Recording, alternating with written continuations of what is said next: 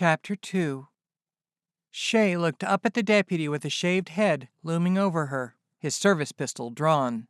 The aspiring commando's muscular frame blocked the aisle. His partner, who looked more frat boy than cop, pinned her in from the other side. She wanted to cover her exposed breasts, but was too busy with the chest compressions. "I'm the owner, Shea Stevens. I can't lay down. I'm trying to save my friend." "Get on the floor," Deputy Commando said. "Hands behind your head, now!" "My friend has 2 chest wounds and his heart stopped. If you don't want me to continue CPR, come over and do it yourself." "Winslow, get down there and take over for her."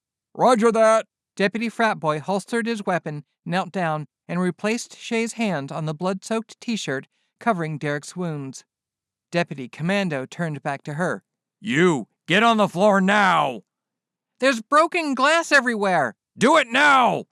She brushed away the glass in front of her and lay down. Shards that she missed bit into her breasts and belly. She winced, but didn't want to give Deputy Commando the satisfaction of hearing her cry out in pain. Boots crunched next to her ear. She felt him pull her Glock from its holster. "Are you carrying any other weapons?" "No." "Is there anything sharp or otherwise dangerous in your pants pockets?" "No. My ID's in my back pocket." Deputy Commando's hand fumbled into her back pocket and pulled out her wallet. "Holster your weapon, Deputy Aguilar. She owns the place." That voice she knew. Shea turned her head. Sergeant Willie Foster stood beside her.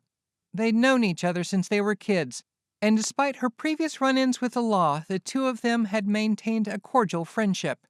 "Need a hand up?" He grabbed her elbow and helped her off the floor. He'd put on weight since she'd seen him last, but still wore the same horseshoe mustache and horn-rimmed glasses. "You all right?" Shea felt awkward with him seeing her topless and covered her breasts with one arm. "I'm all right, aside from some cuts. I ain't so sure about Derek."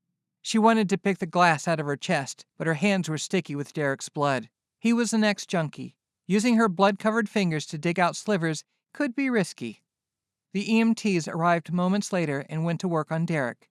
Willie waved over another EMT, a gal with dark hair tied up into a bun, light brown skin, and large mahogany eyes. "Jackie, can you help this woman?" Willie asked her. "She's got bits of glass in her chest." "Sure," she said. "Is there a place we can sit down?" "Follow me."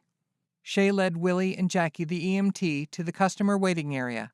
A half-dozen stackable padded chairs, upholstered in burnt orange tweed that had gone out of style about the time Sanford and Son went off the air. Shea gritted her teeth and tried not to wince while Jackie dug out the slivers of glass with a pair of tweezers and a penlight.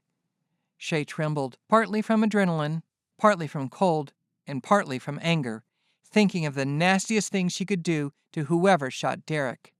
At the same time, a question haunted her. Why'd Derek come back after everyone left? "How is he?" She craned her neck to see the EMTs working on Derek. "I don't know."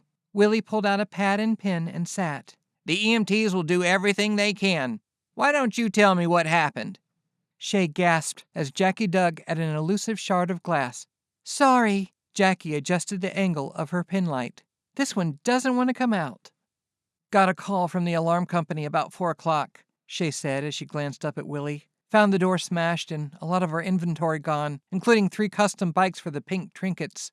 "The Pink Trinkets? That all-girl punk band?" "Yeah, they commissioned 3 bikes. Supposed to unveil them down in Phoenix in a couple of weeks." "What about Derek?" "Found him on the floor, bleeding. That's when I called 911. She looked at her hands, covered in his blood. A wave of sadness mixed with anger overwhelmed her. The kid could be a smartass sometimes, but she liked him, maybe because he reminded her of herself. "He say anything when you found him?" "Yeah, he said, they made me." Willie's gaze narrowed. "They made me? What'd he mean by that?" "No idea. Maybe someone set him up." "Did he say who?" "No." "Any idea who would have done this?" Willie asked. Shea shook her head. "No." "Maybe one of your other employees?" She raised an eyebrow. "Why would one of my employees do this?" He shrugged. "You do tend to hire criminals." She looked him square in the eye. "I hire ex-cons, just as Lenny Slater hired me when I got out. Keeps us from ending up back in the system." "Yeah, you're doing society a great service." His voice dripped with condescension. She resisted the urge to tell him to kiss her ass. That said, this place is the cycle shop for misfit toys. Anyone here have a beef with Derek? Any arguments? He owe anybody money? Shea glared at him. None of my guys were involved, Willie. Whatever you say. He made a few more notes in his notebook. Any suspicious people hanging around recently? Other than your employees, I mean. Shea rolled her eyes. No. Has Iron Goddess received any threats? Nope. Was Derek working late last night? We all were. Me, Derek, Terrence, Lakota, and Switch. Terrence was her business partner and Iron Goddess's operations manager. Lakota was their engineer, Switch their electrician. We were all finishing up the pink trinket bikes till midnight. Was Derek the last to leave? No, I was. Why'd he come back? Hell, I don't know. She shrugged. Maybe he forgot something. He has his own keys to the shop. He wouldn't have broken the front door. I figure someone must have jumped him as he was leaving. He's a crystal meth addict, right? Was. He's been clean 2 years. Maybe he's using again. If he is, I ain't seen no evidence of it. He been missing work or showing up late? No, it wasn't the complete truth. He'd been coming in an hour or so late the past week. But considering he was at death's door, she wasn't going to trash talk him to the law. If he'd relapsed, she'd deal with him later. If there was a later. Any problems with customers? We had an old veteran rider complain about our imported helmets, but aside from that, no. Do you know what all they took? Several bikes. They got a lot of our gear too. Helmets, jackets, boots. I can give you a complete inventory once we get this place cleaned up. When Jackie finished bandaging Shea's wounds, there was more gauze than skin showing. Shea looked like a mummy. You'll want to change the dressing and put antibiotic ointment on the wounds 3 times a day, Jackie said. You might also consider getting a tetanus shot from your doctor. Thanks.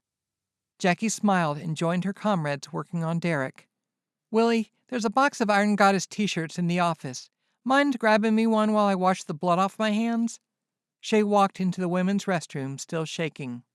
She wasn't normally emotional, yet memories of her mother's death kept bleeding into the more recent images of Derek lying on the floor in the dark. She scrubbed the blood off her hands, arms, and a spot embedded in one of the deep scars on her cheek. Willie met her outside the restroom and handed her a black t-shirt. Wasn't sure what size.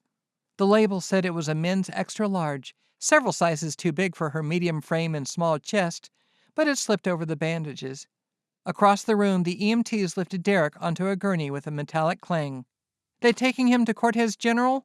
Yep. Willie looked up from his notes.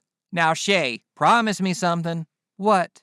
You'll leave solving this case to me and the boys. We'll find out who shot Derek. He held out her Glock. She reached for it, but he pulled it away. Promise me. She sighed. Yeah, I'll leave it to you. He offered her the gun again, and she took it. And if it ain't too much trouble, find my stolen bikes and other merchandise. Shea, them bikes are halfway to Mexico by now. Well, let's hope not. She holstered her gun as the crime scene folks walked in. I don't deliver those pink trinkets bikes in 2 weeks. I'm up shit creek. You'll need to leave the premises while we process the scene. He pulled out a business card and handed it to her. Call me if you think of something that might be relevant to the case. Fine. She ambled out the door and called her business partner, Terrence Douglas. It rang 3 times before he answered. Geez, Shea. You know what time it is? Somebody better be bleeding or on fire. Derek's been shot. What? Derek? Is he okay? No, definitely not. Somebody broke into the shop and shot him twice in the chest. He lost a lot of blood. Jeez. Where are you? Still at Iron Goddess, but I'm going to follow the ambulance over to Cortez General. She took a breath, stilling the emotion out of her voice. Look, man, I know you scheduled the day off to spend with your family, but I need you here to help clean up the mess. No need to rush. The cops got to do the whole crime scene thing. Nah, it's cool. My mom can take Elijah to a soccer game. Oh, and T? Yeah? They stole the pink trinket spikes. Please tell me you're kidding. Don't worry. You know me. I'm good at finding things. Don't do anything stupid, Shea. Let the cops handle it. No worries, T. Got it all under control. She didn't, but no way in hell was she leaving this to the cops.